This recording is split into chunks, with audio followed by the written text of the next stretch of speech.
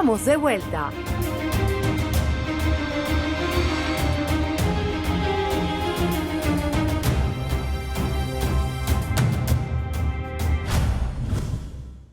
Estamos de regreso en Contrapunto, el cuarto poder en tiempo de crisis.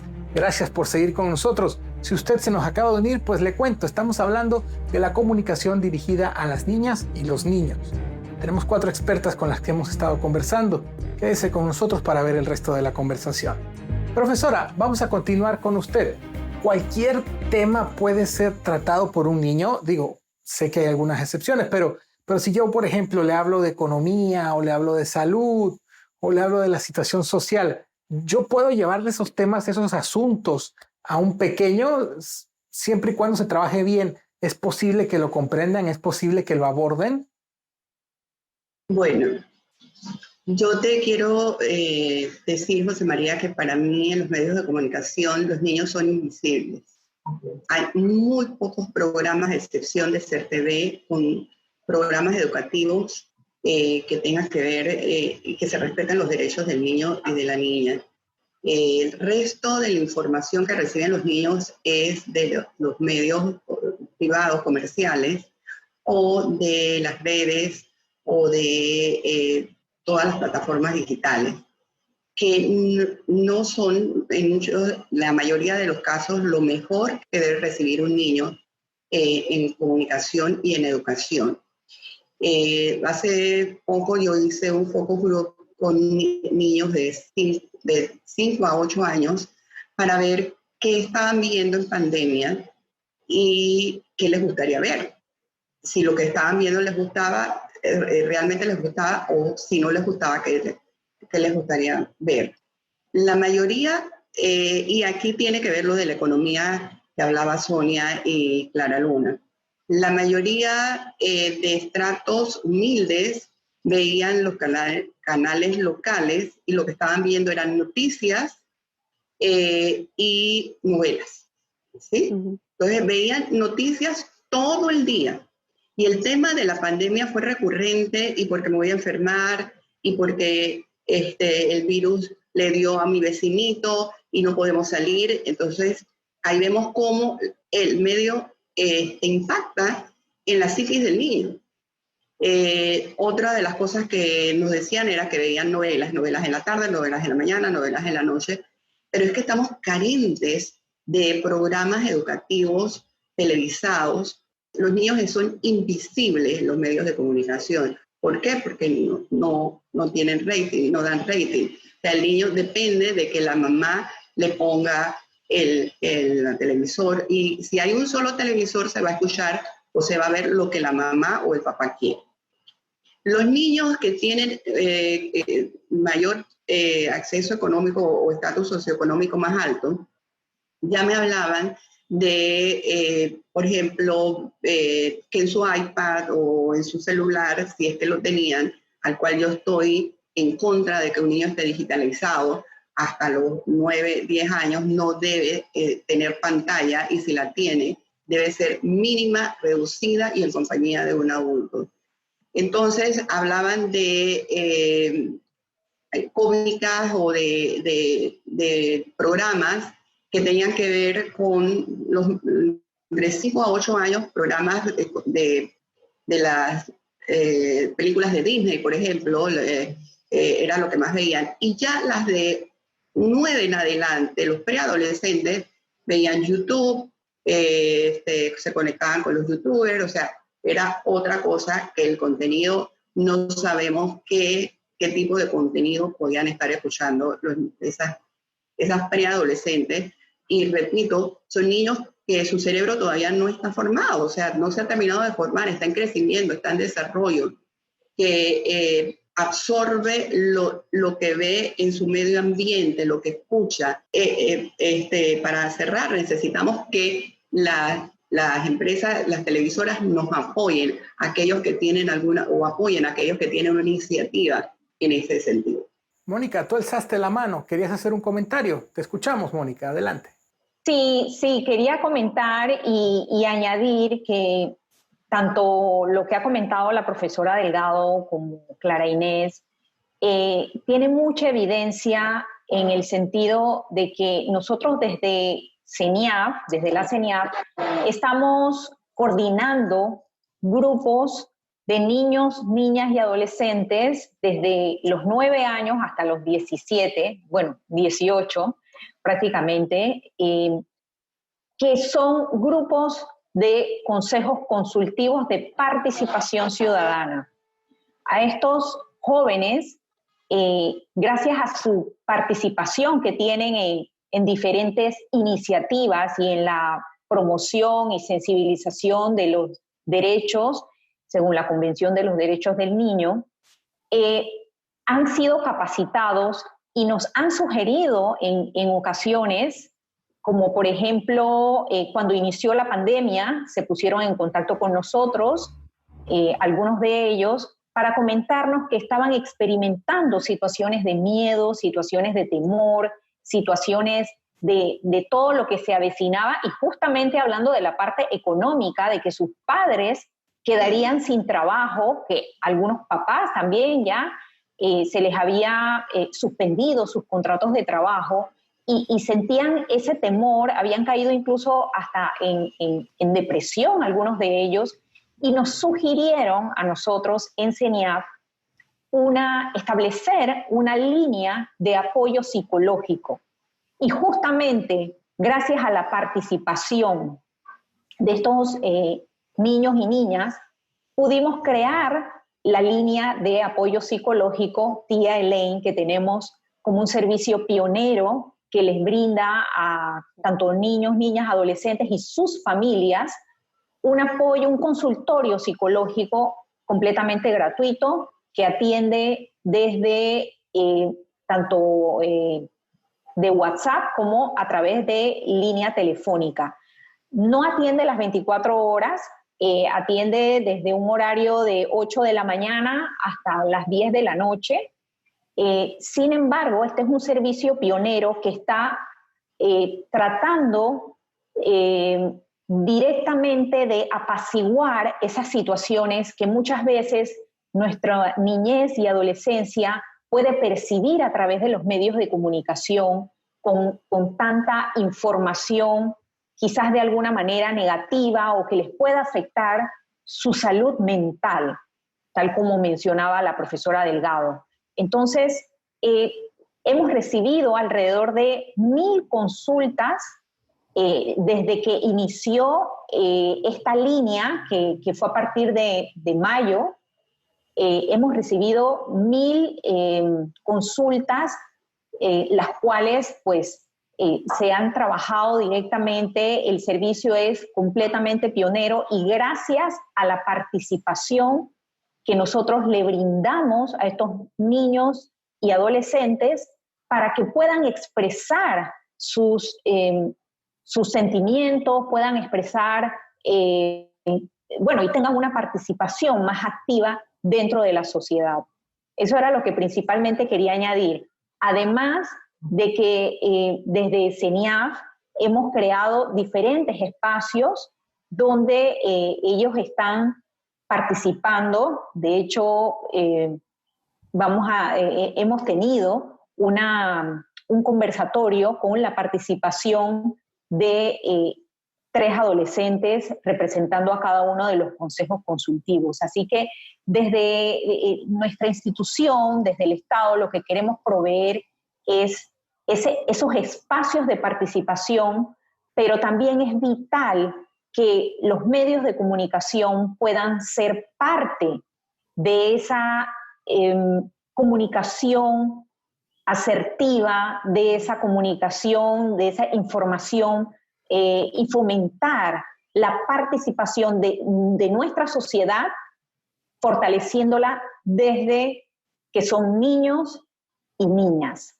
Uh-huh. Es vital que nosotros podamos contar con los medios de comunicación que sean nuestros aliados para que nosotros podamos tener esa presencia de nuestros niños y niñas en los medios de comunicación. Eso es muy importante que lo tengamos en cuenta, sobre todo en los medios de comunicación, tanto los tradicionales como en la parte digital.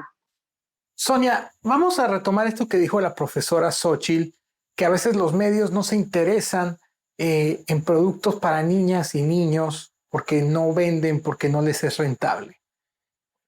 Tú estuviste todo este tiempo en Aprendo, conocerás esa dinámica.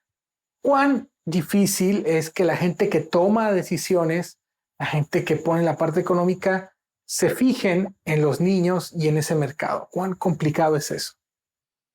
Bueno, no quiero empezar diciendo que es muy difícil, pero es que es muy difícil. Sí quería señalar dos cosas que han estado compartiendo tanto Clara como la profesora Xochitl que son vitales, ¿no? Estas guías de las que Clara mencionó, que se hacen para que los comunicadores sepan cómo orientar los contenidos hacia los más pequeños, hacia los chicos y a las chicas, también las podemos utilizar para educar a los más grandes. Y ya voy justamente por esa línea. Como económicamente lo infantil como tal dentro de lo edutainment no es rentable, ¿sí? No es un tema en el que queremos invertir. Hay que hacer una siembra, que era lo que hacíamos constantemente dentro del programa Aprendo. Se hacía una siembra tanto para las escuelas y luego se empezó a trasladar este concepto también al cliente. En las reuniones que se hacían con los prospectos, que podían ser los que pagaban pues la impresión de la revista, porque eso conlleva unos costos y pues hay que pagar el producto, se trataba de explicar por qué la importancia de invertir en este proyecto como tal y por qué era bueno para ti como empresa y por qué era bueno para ti como responsabilidad social invertir en un producto como este o en una revista infantil. Entonces, siendo esto todo lo difícil que es, pienso que es un trabajo, ¿no? Pero si vamos educando al adulto también de por qué es importante que tu empresa se involucre en estos temas, vamos a lograr cambios. Cuando lo otro maravilloso que estaban diciendo era sobre la participación, precisamente en nuestro caso era el pequeño lector, pues. Nosotros hacíamos a los papás cómplices de lo que hacían los chicos. Entonces teníamos mini periodistas, teníamos niños y niñas chef, teníamos críticos de cine. Todo esto los involucrábamos a través de concursos para que ellos se ganaran su participación en la revista y el contenido lo formaban ellos a través de, claro, de la guía pues del editor y del equipo Aprendo, pero los papás eran cómplices, quiero decir, o sea, los papás estaban involucrados en lo que hacían los chicos. Los papás no tenían que llevar al cine, ir a recogerlos del cine, tenían que llevarlos a que fueran a cocinar con nosotros, a darles permiso para estar manejando fuego, cuchillos, ese tipo de cosas, pero estaban allí. Entonces, el papá ver esto y lo que significaba para su hijo, para su hija, también es un adulto que se transforma y que se involucra en este cambio. Entonces, es un trabajo difícil, sí, pero hay que hacer una siembra y eso se puede hacer también desde los medios de comunicación. Empezar a concientizar por qué es importante invertir en información guiada especialmente para los niños y las niñas, desde su punto de vista, que sea entretenido para ellos, pero que sea el tema que ellos pueden digerir según su rango de edad. Creo que sí se puede hacer y qué bueno pues que eso de las guías me encantó, ¿sabes? Eso es tan validador porque uno hacía muchas cosas al olfato y qué bueno, porque eso guía muchísimo. Creo que no es imposible, creo que se puede. Clara Inés, te escuchamos. Adelante. Sí, mira, hay varios temas que quiero tocar en esta intervención. La primera es, yo discrepo un poco de lo que mencionó la profesora Xochitl, porque me parece que en este momento hay más contenidos para niños, niñas y adolescentes que lo que habíamos tenido por lo menos desde los años 2000. Hay un gran esfuerzo que además creo que es muy importante mencionarlo, celebrarlo, visibilizarlo, precisamente por lo que mencionaba Sonia, es un esfuerzo muy grande el que hacen ciertos medios de comunicación para mantener comunicación enfocada en niñez y adolescencia, porque en general tiende a no ser tan rentable. Entonces, quiero aprovechar este momento para reconocer que el Ministerio de Educación ha hecho unas alianzas maravillosas con cadenas privadas de televisión y de radio para transmitir todos los contenidos de Conéctate con la Estrella.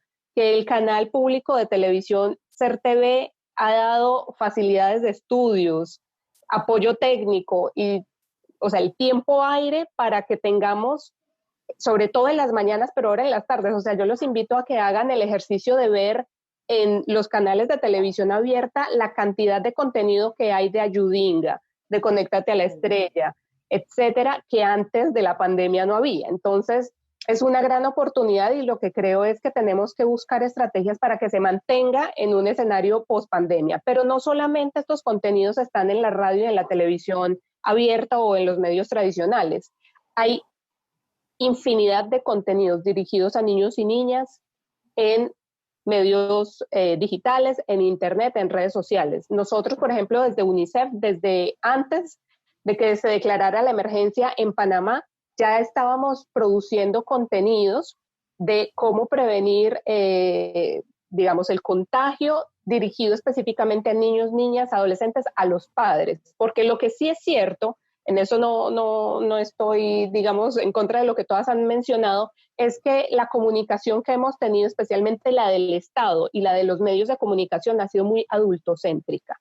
Y es muy importante tener en cuenta a 1/3 de la población de este país, que son los niños, niñas y adolescentes. Entonces, en ese sentido, sí creemos que los medios de comunicación, digamos, se han quedado un poquito rezagados, pero reconocer el espacio aire que están dando y que es maravilloso. El tiempo que nos queda ya es poco, o sea que les voy a hacer una pregunta individual a cada uno, a cada una, a modo de conclusión. Vamos a comenzar nuevamente con usted, profesora Xochitl. Profe, usted hablaba del tema de las novelas, de los niños que veían las novelas en la casa, en la mañana, en horas que no eran adecuadas, contenidos que no tenían nada que ver con el horario en el que se estaban transmitiendo. Y eso me dejó pensando. ¿No es en gran parte una responsabilidad de los padres? Yo sé las ocupaciones de la vida moderna, el ajetreo actual, pero ¿no tendrían los padres que responsabilizarse y ser un poquito más padres, por decirlo de cierta manera? No sé cómo lo ve usted, profesora. Bueno, José María, yo creo que satanizar a los papás también de ser permisivos, estamos siendo injustos con ellos porque tenemos que entender que el contexto social, familiar en que vive el niño, muchos de estos niños y niñas tienen familias monoparentales, o sea, solamente están con un papá y estos papás tienen que salir a trabajar y quedan a cargo de una abuelita o de un abuelito, o el cuidador es la vecina o la doméstica, que con un poco nivel cultural o simplemente por la edad ya no está. Lo que está buscando es tranquilizar al niño, que se entretenga, y no tiene las herramientas como para hacer esta discusión que se propone que se haga con los niños. Esa es la realidad de nuestra sociedad en la mayoría de los casos. Por supuesto que el rol del padre y de la madre debe ser el de poner normas y límites en la casa para que no vean programas que consideren que su contenido no es el adecuado para la edad que tiene el niño y la niña. Sin embargo, tendríamos que hacer un análisis de cómo son los estilos de crianza en nuestro país, porque si vemos que el niño ve el canal que quiere o se pasa 5 horas pegadas a una tableta o se pasa 7 horas en los videojuegos, es porque los padres lo están permitiendo, o posiblemente que jueguen con los padres, que en el peor de los casos jueguen 7 horas con los padres. Cuando hemos explicado en todos los idiomas, los neuropsicólogos han explicado el daño enorme que tiene eso en la psiquis, en la mente del niño. Entonces, yo me voy más por la línea de Sonia, de que tenemos que trabajar por dos vías. Trabajar en los niños, pero al trabajar en los niños y niñas, también debemos trabajar con los adultos que están a cargo de estos niños. Y también darle herramientas. ¿Qué se le puede, pienso que qué podemos aportar nosotros? De que si a la mamá le gusta ver su novela, le tenga otra actividad alterna al niño para que pueda hacerlo mientras ella está viendo su novela. O qué es lo que pienso que pasa, ¿no? La mamá le gusta ver la novela y pone la novela y todo el mundo se tiene que consumir la novela. Lo mismo en las noticias. En las noticias es debido a la crisis en que estamos, que todo el mundo quiere saber y saber. Y nos hemos olvidado que esta información que muchas veces vemos en las noticias con muy buenos propósitos de estadísticas, de hacer un espacio para los que han muerto, todo eso está muy bien, pero no sabemos cómo lo interpretan los niños y las niñas. Esto es complejo, muy complejo. Mi recomendación es que sea a través de actividades lúdicas, a través del juego. Para mí el juego es vital. Melanie Klein, Freud, todos los teóricos lo decían, el juego es importante en los niños, porque logran llevar de la fantasía a la realidad lo que ellos están sintiendo. Sonia, no estás en los medios, pero los conoces, sabes cómo funcionan. Y retomando nuevamente el ejemplo de la novela, me pongo a pensar, ¿quién transmite la novela? ¿Quién decide a qué hora va? Pues el medio. ¿No tendrían los medios que ser un poquito más congruentes? ¿No tendría que haber mayor lógica, responsabilidad en este sentido?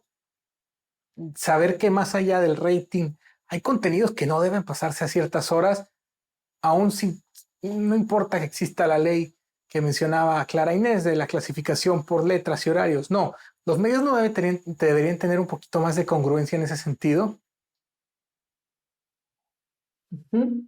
Okay.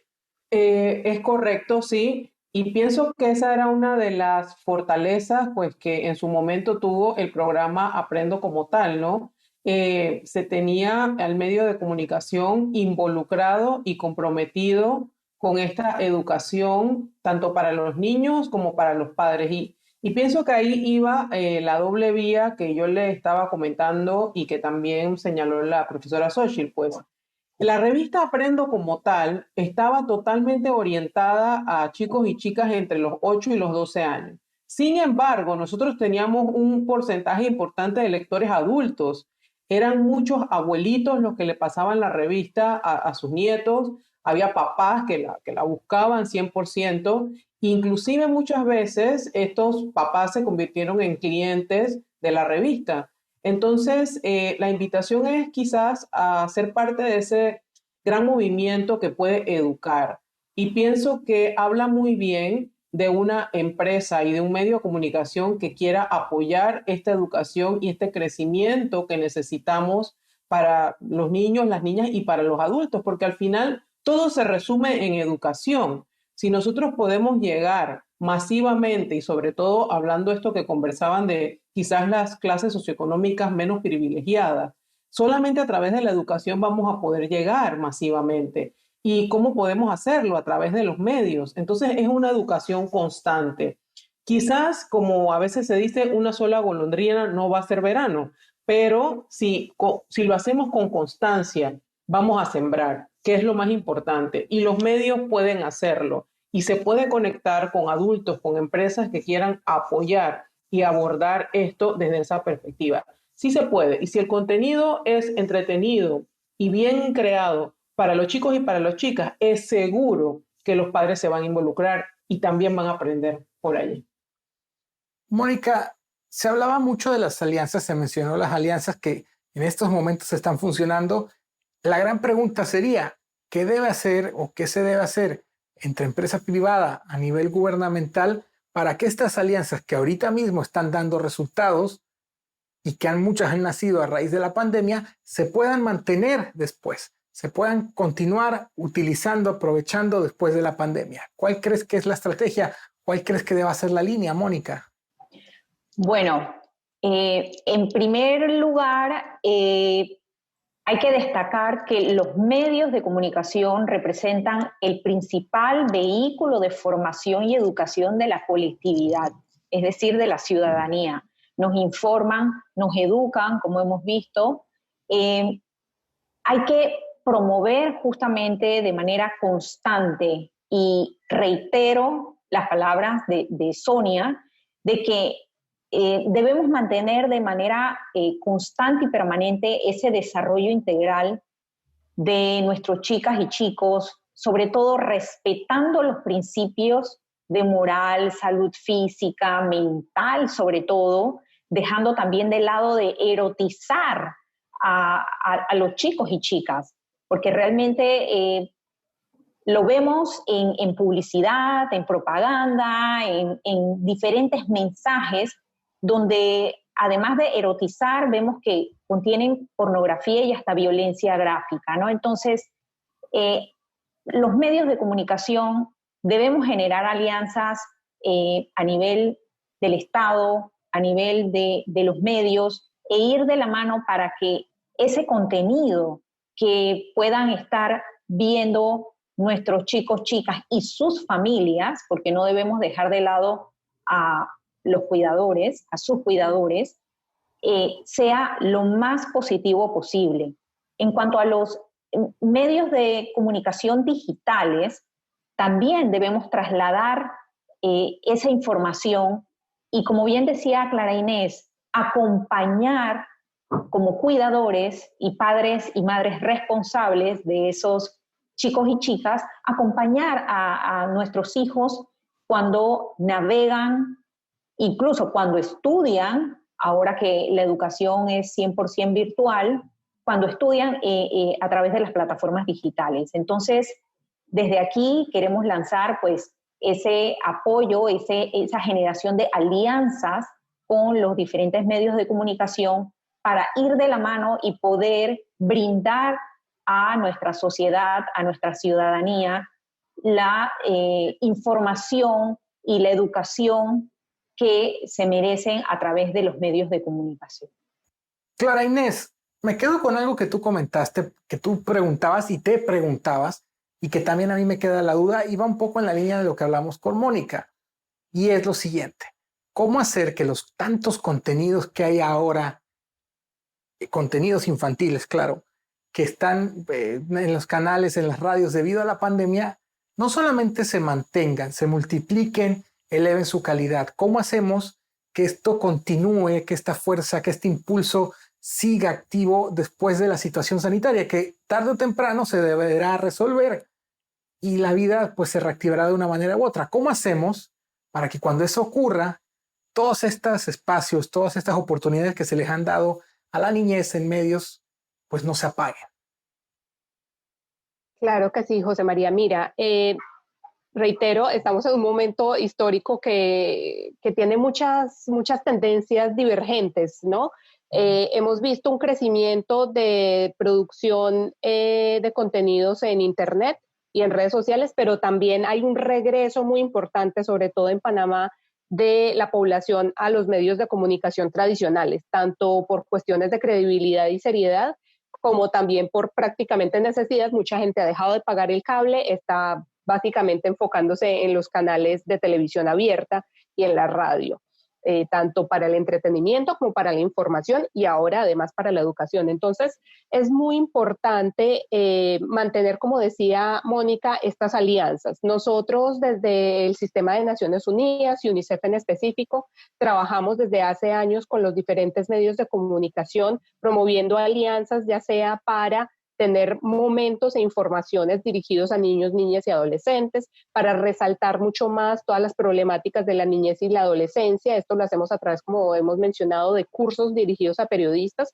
Trabajamos también con otras organizaciones de la sociedad civil, organizadas especialmente en Aliados por la Niñez, para que ellos también adquieran muchas más capacidades de abogacía y de comunicación en temas de niñez y adolescencia, tanto para sus propios beneficiarios como ellos siendo, digamos, una voz experta en temas de niñez y adolescencia, que puedan ser entrevistados en los medios de comunicación, que puedan hacer artículos de opinión. Todos estos factores también son muy importantes. Tenemos, te cuento, un premio de periodismo. Nosotros el año pasado reabrimos, después de muchos años, el premio de periodismo sobre niñez y adolescencia, y este año precisamente estamos relanzándolo, o sea, vamos a continuar con este esfuerzo para reconocer la comunicación que está basada en los derechos. Entonces tenemos categorías de radio, prensa escrita, televisión y 2 categorías gráficas especiales que son caricatura y también fotografía. Entonces son formas, pensamos que son como esas poquito, un poco la zanahoria para que los comunicadores vayan hacia la dirección en la que necesitamos, pero también es muy importante lo que dijo la profesora Xochitl, y es trabajar con los padres, trabajar con los cuidadores. O sea, esto es al final una tarea de todos. Las empresas privadas ponen su parte, ya sea como anunciantes, ya sea como, anunciantes también. Por otro lado, bueno, la misma medio de comunicación, los privados son empresas y necesitan ser rentables, pero sabemos que a través de la responsabilidad social y de muchas otras alianzas y estrategias, estos contenidos son valiosos. Entonces, creo que tenemos que todos reconocer que si queremos avanzar hacia un país más inclusivo, hacia un país con mejor educación, hacia un país donde haya una mejor salud preventiva, etcétera. O sea, tantos valores que, por ejemplo, están recogidos en los Objetivos de Desarrollo Sostenible, hay que mantener esas alianzas. Tenemos a veces que dejar de pensar en la ganancia económica del corto plazo, pero invertir a largo plazo. Como decía Sonia, es ir nutriendo a los que van a ser los consumidores del futuro. Irlos educando de otra manera, y el Estado también tiene un papel fundamental. O sea, el Estado tiene que, José María, ser garante de la promoción de los derechos. Cada uno de sus voceros tiene que ser un embajador de los derechos de los niños, niñas y adolescentes, a partir incluso del lenguaje que utilizan. En las conferencias de prensa, insisto, ser conscientes de que hay 1/3 de la población que son niñas, niñas y adolescentes y que merecen contenidos e información decodificada para sus edades. Y por el otro lado, cuando hay flagrantes violaciones de las clasificaciones o de la moral o de etcétera en medios de comunicación, también hay leyes que le permiten al Estado llegar a procesos con esos medios de comunicación. Entonces, es importante que la gente también sepa eso, que hay vías para tomar el control de los medios de comunicación, y muchas veces yo les digo, cuando trabajamos con padres de familia, si no le gusta lo que su hijo está viendo, apague la televisión, creen un juego en la casa, póngase a leer un libro, creen historias. O sea, hay muchas otras alternativas de entretenimiento, de educación, y al final, o sea, es ese grupo familiar, es ese entorno el que debe brindarle las oportunidades a esos niños y niñas. Gracias por estar acá en esta ocasión. No nos queda chance de más, se nos acabó el tiempo, pero de verdad les agradezco y espero que nos podamos reencontrar en otra ocasión, porque este tema da para muchísimo más. Hay mucho más que conversar al respecto. Comunicación dirigida a niñas y niños. Gracias, que tengan muy buena noche. Gracias. Hasta luego, José María. Muchas gracias a ti y a tu audiencia. Y yo le agradezco a usted. Gracias a usted por sintonizarnos una semana más aquí en Contrapunto, el cuarto poder en tiempo de crisis, a través de las pantallas de SER TV. Le deseo una excelente jornada y nos veremos la próxima semana.